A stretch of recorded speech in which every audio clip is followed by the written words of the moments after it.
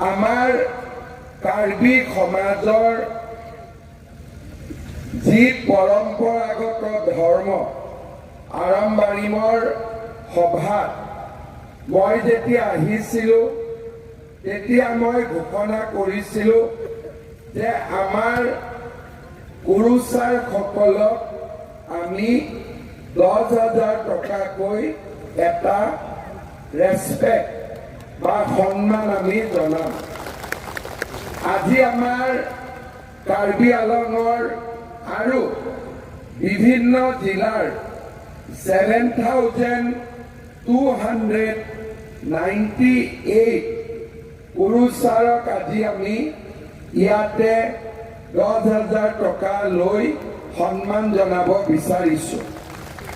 আপোনালোকে আশীৰ্বাদ কৰিব।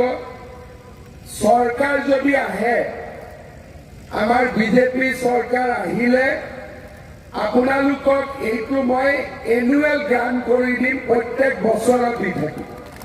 কেইদিনমান আগতে অসমত মই এটা স্কিম ষ্টাৰ্ট কৰিছিলোঁ, তাৰ নাম আছিলে শ্ৰদ্ধাঞ্জলি।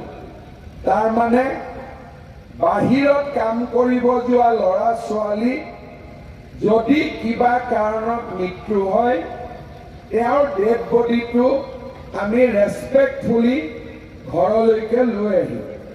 যেতিয়া স্কিম আৰম্ভ কৰিলোঁ, টোল ফ্ৰী নম্বৰ দিলোঁ, প্ৰথম মাহত ডেড বডি আহিলে 30 আৰু যোৱা মাহত ডেড বডি আহিলে 48।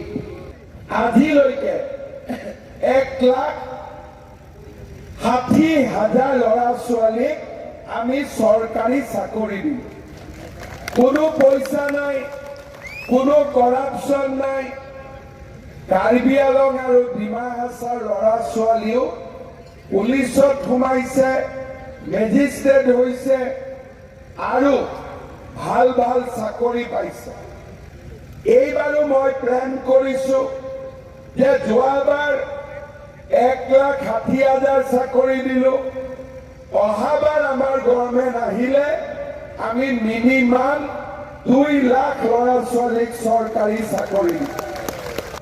আমাৰ ল'ৰা ছোৱালীক আমি উদ্যোগী আৰু ব্যৱসায়ী কৰিব লাগিব।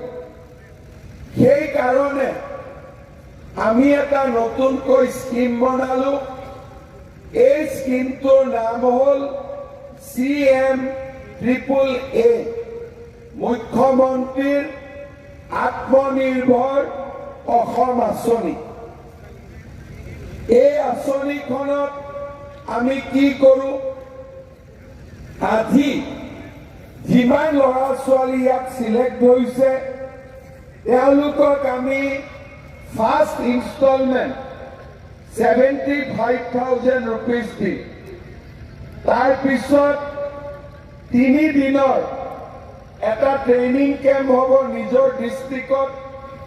লগে লগে আপোনালোকক আমি 25,000 টকা দিম, তাৰমানে 1 লাখ।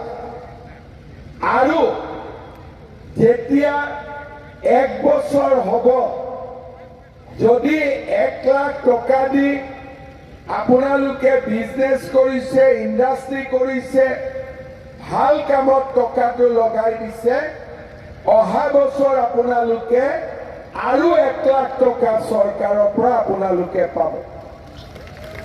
আৰু ইয়াতে সবচে ডাঙৰ কথা হৈছে যে 1 লাখ টকা ঘূৰাই দিব নালাগে, বাকী 1 লাখ টকা 5 বছৰৰ ভিতৰত ঘূৰাই দিব লাগিব, উইদাউট ইণ্টাৰেষ্ট, কোনো সুদ দিব নালাগে। বেংকৰো কাগজ নালাগে, মৰ্টগেজো নালাগে, মাত্ৰ আপোনালোকে টকাটো ভাল কৰি খৰচ কৰিব লাগে। যোৱাবাৰ আমি 25,000 ল'ৰা ছোৱালীক লোন দিছিলোঁ, 2 লাখ টকা। ফাৰ্ষ্ট ইনষ্টলমেণ্ট 1 লাখ দিলোঁ। মাৰ্চ মাহত আমি তেওঁলোকক ছেকেণ্ড ইনষ্টলমেণ্ট 1 লাখ দিম।